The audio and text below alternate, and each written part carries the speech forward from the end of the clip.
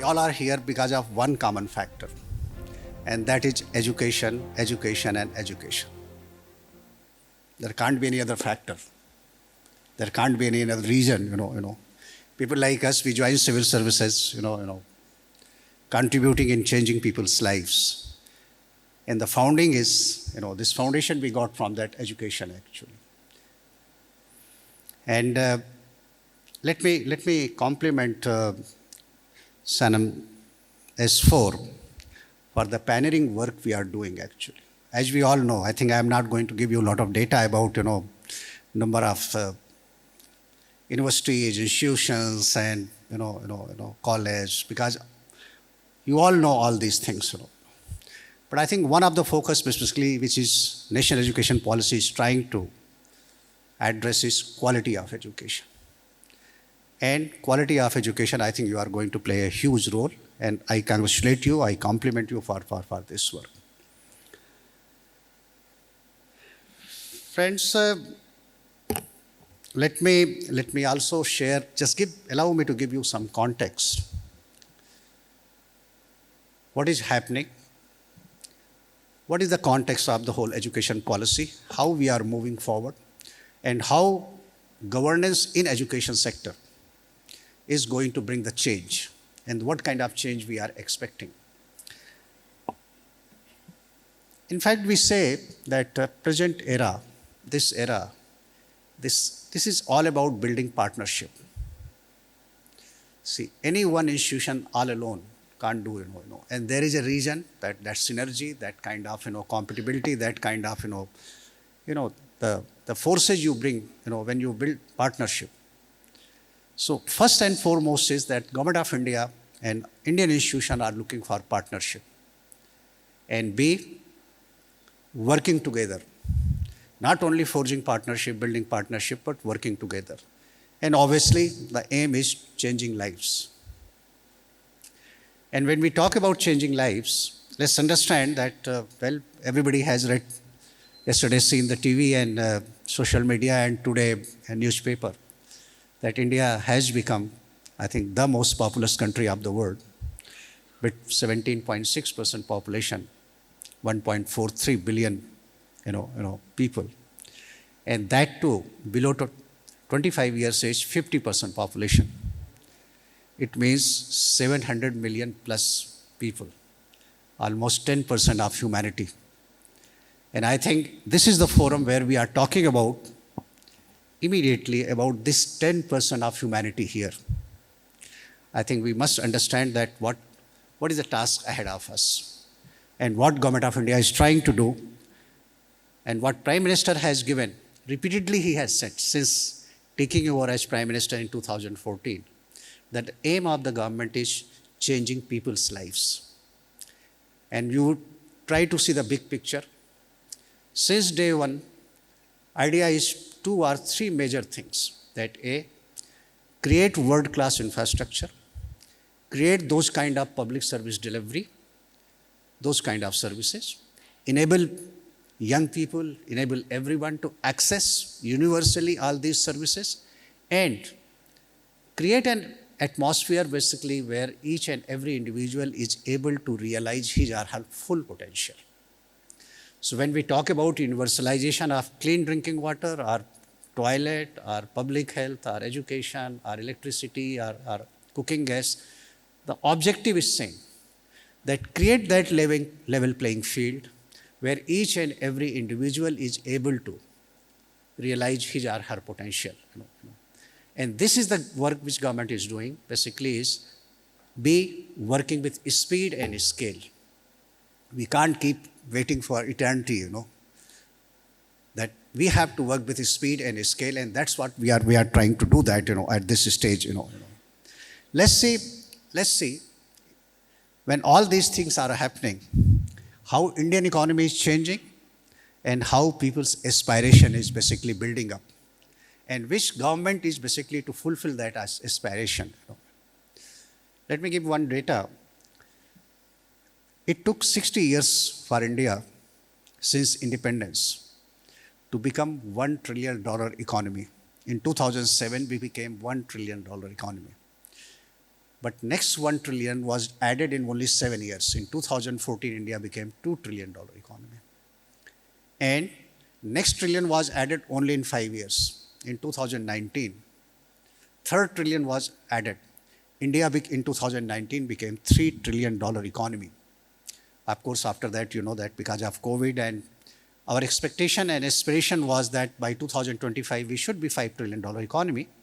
But yes, there have been setbacks. But to see the resilience that again we have, I think today one of the fastest growing economy, fifth largest economy, and I think next 4 years we are trying to become third largest economy.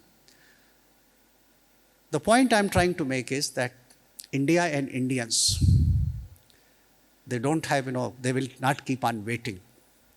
It means there is a speed, there is a scale, and that's why importance of education.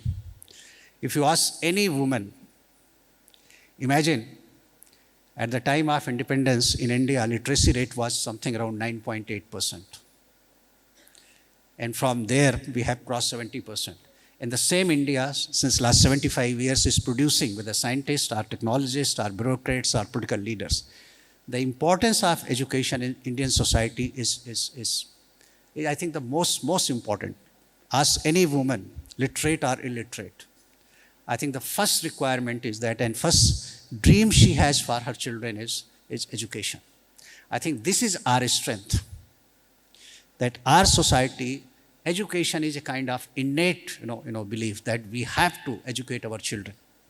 And it's your duty and our duty to provide that opportunity where they should get quality education. And government, through all these steps, is in this business, providing this opportunity. So whether it comes to new education policy or reforms in the sector, or let's say any other step, the focus is only and only is improving people's lives, providing them opportunity, and let them make their future better. Friends, as my friend Mr. Adrian said, that this year India having G20 presidency, it also basically puts a huge responsibility on our shoulder.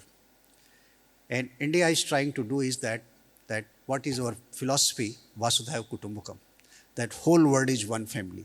So we not only bother about ourselves, we are also bother about this interconnected world. And that is the reason that G20 in India to this year is being discussed, being taken, that every part of world. In fact, my organization NCGG is involved basically building capacity of developing countries, where basically India is having developmental cooperation. We are trying to build the capacity of their civil servants and their other edge, so that they can deliver public services, they can improve governance, they can bring that kind of change. Let me that in this 25 years, what Honorable Prime Minister has been saying, that India has a vision for 2047. What kind of aim we are having, and in achieving those kind of aim, what kind of role education can play. Let's take SDGs, Sustainable Development Goals. Out of 165 countries, we are around 120 or something like that. So idea is that how to reach and quickly within top 50. That is our aim. Take human development indices. I think presently we are around 131 ranking out of 189 countries. Again, the goal is how to reach in first 50. And again, you keep in mind the number of people, number of youth, number of, Take Global Innovation Index. Today we are at 46th position out of 132. The goal is that how to reach within first 20. What kind of enabling environment, what kind of, Similarly, what we are trying to do is that per capita income today is roughly $2,600. How to ensure that our income, per capita income goes around above 12,600 or 12,500 USD. So I think there are very tangible goals, where tangible, that kind of strategy is there, so that we are able to bring that kind of change. We are able to provide that kind of opportunity to our youth, in this nation building. There are 4 or 5 things basically, which is the focus of the government at the moment. Number one is investment on people, basically. All kind of policies and program and scheme and projects, it is a basically citizen-centric and people-centric investment. Whether it's a healthcare or infrastructure or education or R&D, you will find that the focus is basically more on citizen-centric. It's not like that you are building world-class infrastructure for heck of doing it.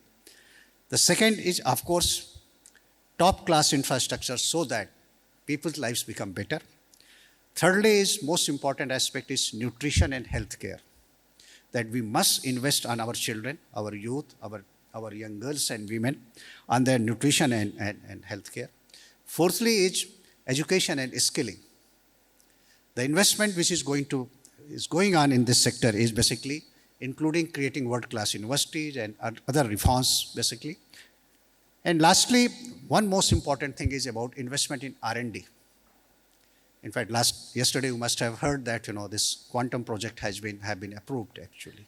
So idea is that cutting edge research must happen in this country, and those what we are trying to do is in this whole strategy. Please see why and how we are doing and trying to achieve. When I say that we have to improve the per capita income, we have to improve quality of life, we have to make it third largest economy. How we are going to do it? And here is the clue for you people to work on it. One most important part in India, we have seen that women participation in workforce is still on lower side. Hardly 1/4 women are basically formally are in workforce. It means if we address this challenge, this problem, to ensure that women are participating in workforce, I think family income and national economy can improve, can leapfrog actually. And how we can do it? If we provide her all best possible facilities, starting from drinking water to electricity to cooking gas to loan to all those kind of facilities should be provided. B, skilling and education. If we invest especially in skilling and education, because you have seen, and many of, girls and women I'm seeing here, if you go to any campus, in fact, few years back, I used to go with Honorable President of India to Central Universities and IITs, and I will see that in STEM, a very large number of girls are joining. Basically. So if we are able to provide that enabling environment, it means these women, these girls, they can join the workforce.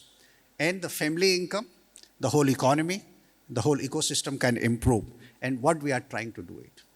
As you all know, to meet these requirements since 2014, number of IITs, AIMS, NITs, NIITs, these institutions are growing. Central universities are growing.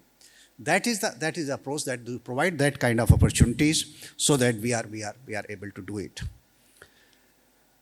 Well, one more part, if my information is correct, which I understand roughly globally, I think something I was told, roughly 7 million students are going for, international education and other, this thing.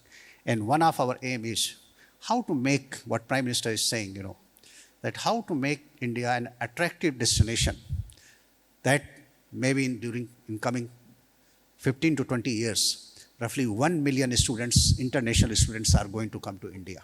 It means we have to create those kind of education institution, those kind of ecosystem, those kind of opportunities, so that India is able to provide quality education not to its own students, to its own children, but basically rest of the world. That is the aim, and that is the goal we are working for it. As you all know, that Indian institutions have been allowed to go outside and open their campuses. Similarly, UGC has already put draft guidelines, basically draft rules, that foreign institutions, higher learning institutions, they can come to India and they can open their campuses. And I'm pretty sure that Sanan 4 will play a huge role in this endeavor. Well, friends, as you have seen that in last few years, especially last couple of years, there has been emphasis from top that our institutions should join global ranking system so that they start improving their quality of education, quality of research, and quality of output. And here, basically, I can share that this is reviewed at the highest possible level in the government, and our institution are basically encouraged that they should join this system so they become more transparent. They are able to basically learn from each other, and B, they are also encouraged to force partnership with other institutions from the world. And I think you have seen that in last couple of years, the kind of changes is coming in first 500 QS ranking, or any other ranking. You are seeing that number of Indian institutions are going up there. Similarly, the kind of encouragement is being given to education unicorns or startup. That is a very, very stated policy that such endeavors, such kind of initiative should be encouraged, and that is happening. I think I was roughly 7 unicorns are there in India in last few years, basically.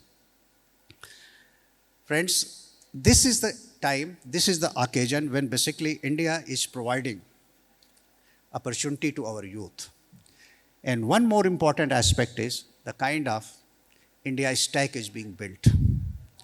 Because we all have learned that in whole world, especially if you see the Western hemisphere, Western world, I think wherever this IT super infrastructure has been created, digital infrastructure created, those societies has been able to bring higher education. There have been research and development, much better quality of life. And today, if you just try to see in last few years, the kind of India stack is being built in India, so that our youth is able to avail those opportunities, whether it's in terms of quality education, or started their own business, or availing those opportunities, And there is a focus on this aspect, You have, because you are working in this sector, so you have seen that in last few years, the kind of initiative have been taken, whether it's the Center of Excellence or National Education Policy or SWAYAM portal, all these are cities. In fact, I was going through a brochure, and I can see that there is a session from Mr. Dipesh Shah from GIFT City. Basically, the kind of opportunity is being provided in GIFT City for higher education. So I think that kind of effort is going on, and that kind of international collaboration and cooperation is basically is happening. You have seen a number of success stories. I'm not going to narrate those success stories for you, because you already know. The only message I am trying to give is that there is a focus on higher education, there is a focus on education, there is a focus on basically to create that enabling environment where basically foreign universities can come to India, they can partnership, they can open their campus, and there is a focus on how to bring international students to India, and we improve the quality of education in our country.